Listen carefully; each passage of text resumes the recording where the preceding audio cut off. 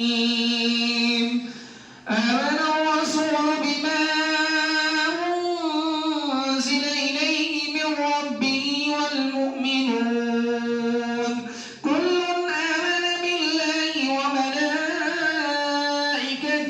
وكتبه ورسله لا نفرق بين أحد من رسله وقالوا سمعنا وأطعنا غفرانك ربنا وإليك المصير.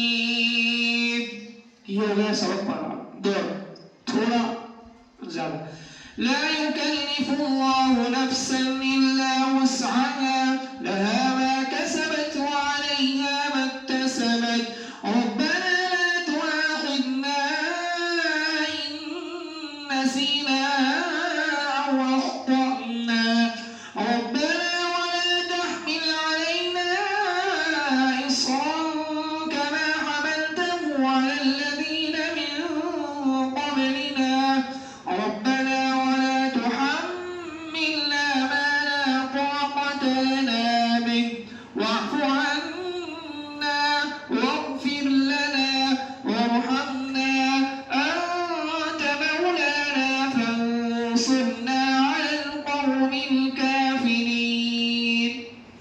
ये हो गया दौर सुनाने का तरीका। तीनों तरीके तुम लोगों के सामने आ चुके हैं, अब उस पर अमल करना तुम्हारा काम है। इसलिए सबक को जितना इत्मीनान से